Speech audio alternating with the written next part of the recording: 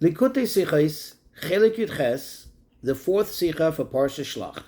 This Sicha is an explanation on the remarks and insights of the Rebbe's Holy Father on a passage in the Zohar, in the Holy Zohar that is, on a verse in our Parsha. So let me just explain and give a short introduction to better understand what this is about. So first of all, in the Zohar, it follows the order of the Parshios of the week. And typically would have a verse, and on the verse there would be comments, insights, sometimes discussion which on the surface may not even seem to have a direct connection to that particular verse, but obviously they do, otherwise it wouldn't be addressing that verse. But in any case, we have a special privilege that over the many, many, many years, if I'm not mistaken, beginning in 1964 that is, Tafshin Chafei, the Rebbe began to explain, give insight on his father's work on the Zohar. Let me explain. When his father, the holy Rabbi Levi Yitzchak Schneerson, was exiled by the communists, he didn't have much books with him, much holy books. And one of the only books he had with him was a Zohar. And on the margins of the pages, he wrote his comments from memory and remarks and insights. That was later smuggled out of Russia by the Rebbe's saintly mother, Rebbe Tzimchana, and due to her selflessness, we merited that this was able to later be put into print.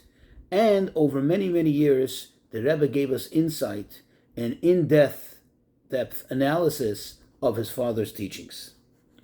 So this Sicha is one of those Sichot of the Rebbe. Now, just to get a better perspective of what we're talking about here, this week's Parsha speaks about the sin of the Meraglim, of the spies. They were sent to Israel to scout the land. They came back and gave a very terrible report. And of course, that angered Hashem because all the Jews began crying and bemoaning the fact that they have to leave the desert and go into the holy land of Israel. And Moshe did his best to beseech Hashem, to plead for mercy for his people. And this is one of the verses that we in Moshe's tefillah, Moshe's prayer to Hashem, which is going to be the focus of this Sicha. So I just want to go over quickly. We know that there are the attributes. We know that there are the intellectual attributes, and then there are the emotional attributes, which also are literally the emotions of a person, the way we function.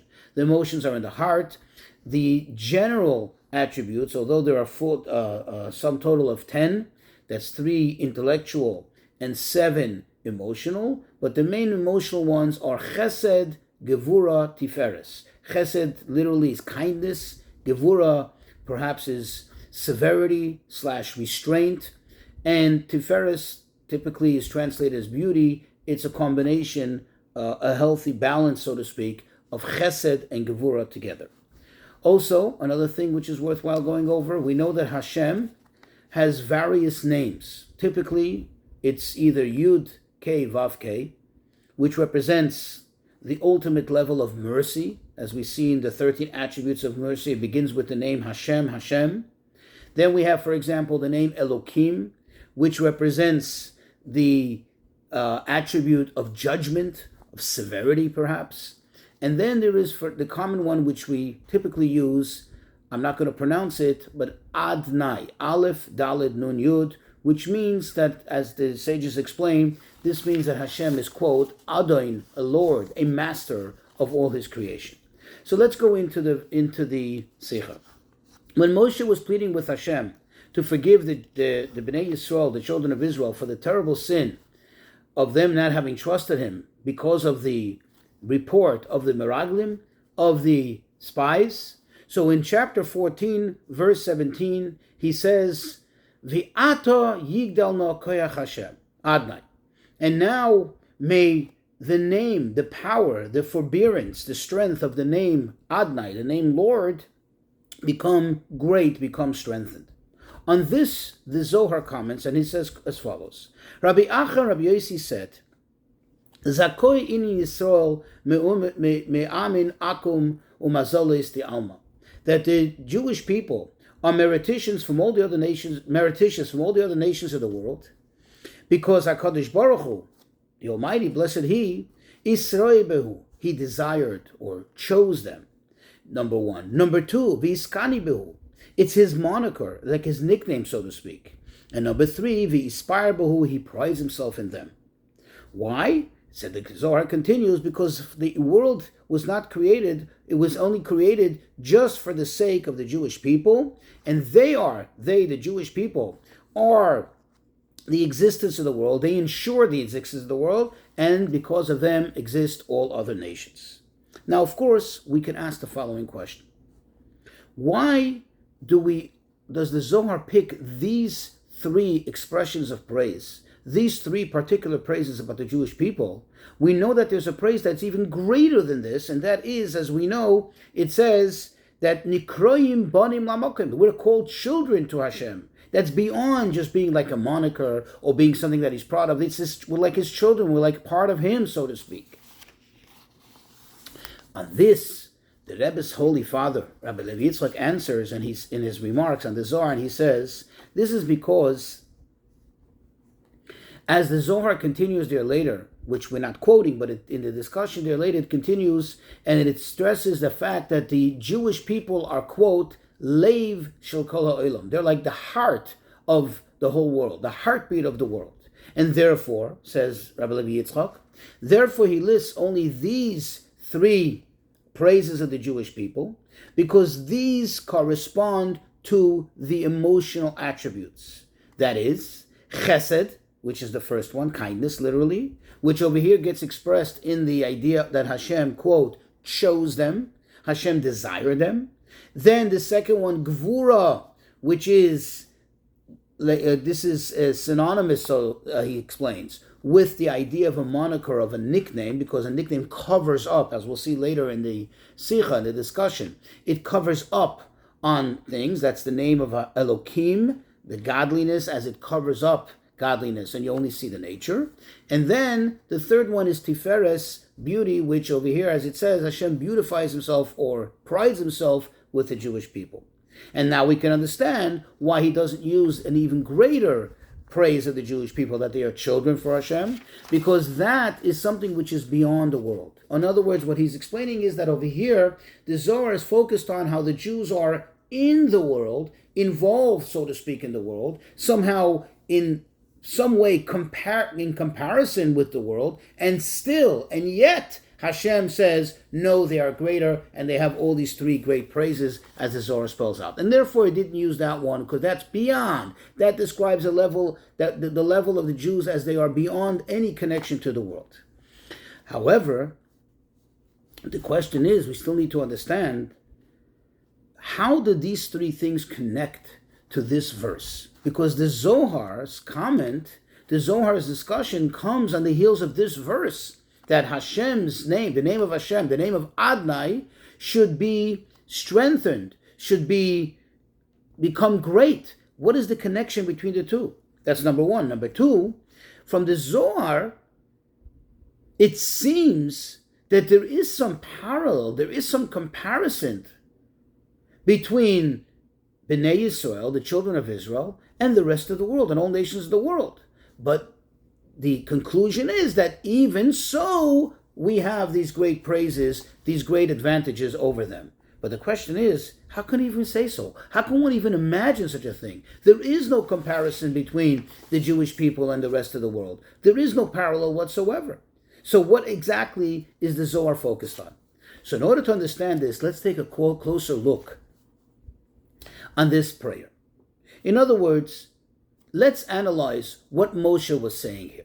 Moshe was trying to evoke the attribute of compassion, of rachamim, of mercy, that is, and that it should overpower the attribute of judgment that obviously was in full force due to the fact that the Jews sinned so terribly.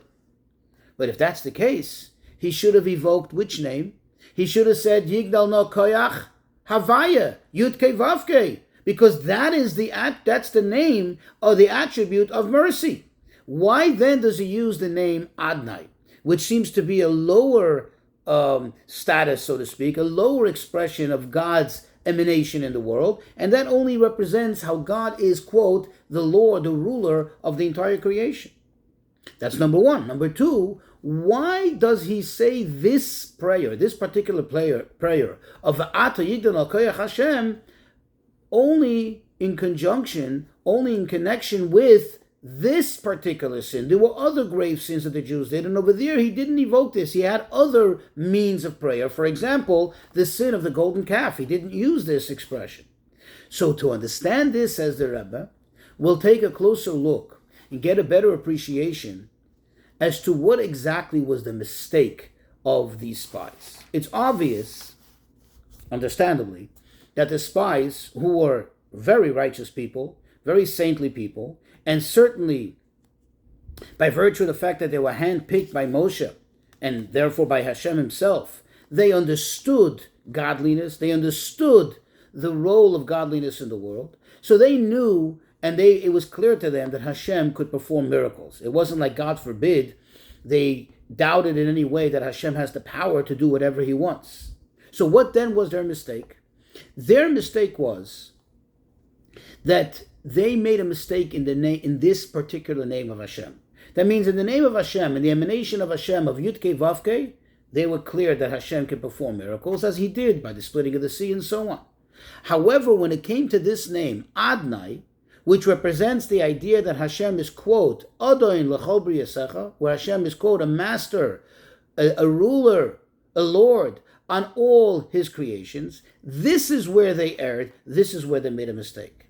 They felt that when the Jews are, quote, in the desert, when the Jews remain in a place which is beyond, they're separate from the normal order of things, from the normal order of nature, then they are connected to the aspect of miracles and to the name of Hashem, which is represented in Yudke Vavke, which is the name of miracles.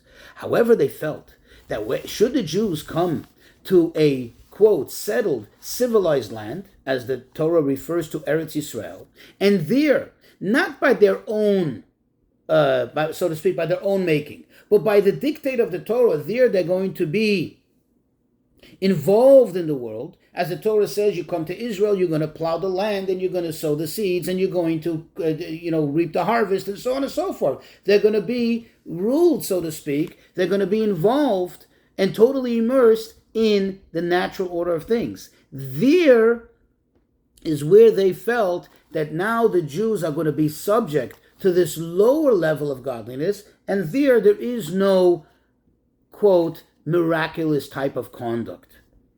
And that's where the mistake was.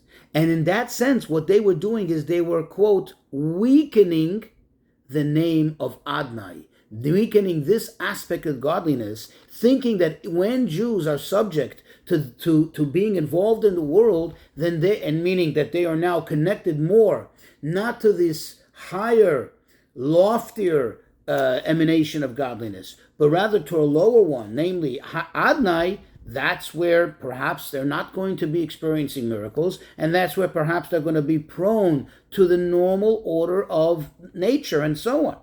But the truth is that their mistake was, and we know this mistake to be a mistake, that even in nature, even in the world as the world is, Hashem is the ruler of everything.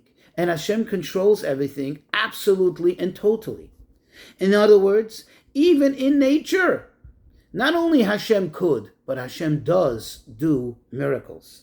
And since we are, quote, Chelek Havaya Ame, we are literally a part of Hashem, is his nation, as it says later in the book of Dvarim. Therefore, even when we are in nature, yet we're still lifted up. We lift ourselves up above nature.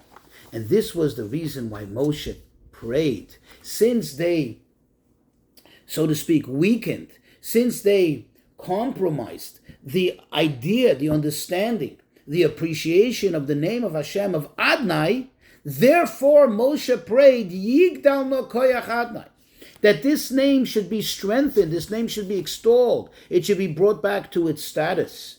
In order to strengthen it, that it should be a realization and a clarity that even when we're in the world, where the name Adonai applies more than the name Yud-Kei Vav-Kei, even there, still, Hashem is, quote, the master, the ruler of all his creations, and even there, Hashem performs miracles even, in other words, there's a supernatural conduct even within conduct. You see, their mistake was not only in how the world conducts itself, but they also made a mistake thinking that the Jewish people, when the Jewish people are subject to nature, the Jewish people, so to speak, take a step down. That we, Bnei Yisrael, become somewhat less. And that's what they were concerned about. That we become less by being involved in nature. We become, so to speak, not any longer supernatural as we are in our origin or in our true status. In other words, their mistake was, in plain simple words, they understood, or they made a mistake of understanding, that a Jew, when he is above nature, in other words, when he's connected to supernatural things, for example, when a Jew is studying Torah, when a Jew is praying, when a Jew is involved in supernatural things, godly things, that's when he is, so to speak, connected to the Yud-Kei Vav-Kei. He's, so to speak, connected to Hashem in a supernatural manner. But when the Jew is now involved in worldly things, when the Jew now is occupied with worldly endeavors, they felt like the Jew now becomes descendant. He goes lower. And now he is not able to, so to speak, experience that supernaturality. And that's what the Zohar says. That's what the Zohar says. When you elevate, when you strengthen, when you install the name Adonai, which is connected to the nature, that's when it comes out, quote, Zakoyin in Yisrael, that they, the Jewish people, are merititious. That means what the Zohar is saying is, and now we understand the connection to this verse, that even when Jews are involved in the world, even though on the surface it may seem like they're like everybody else, and it seems like they're just equal to the rest of the world, right? They do exactly the same thing. Whether it's being involved in commerce, whether it's involved in agriculture, whatever it may be, they seem to be different.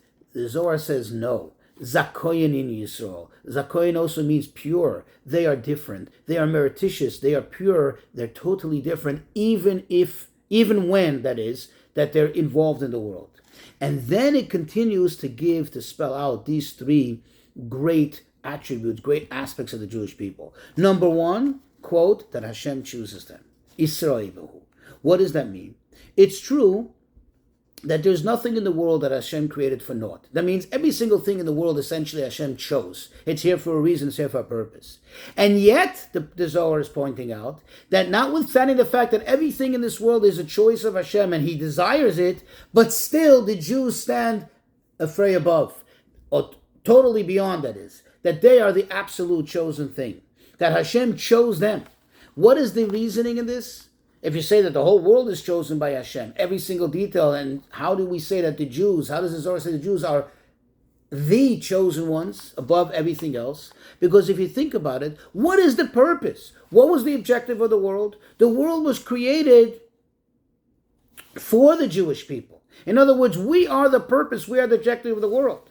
So therefore, the world in itself doesn't have a purpose. In other words, the world in itself is not chosen. It's just after the fact that Hashem chooses us and then creates a world, now everything in the world has a purpose and has, so to speak, an aspect of being chosen.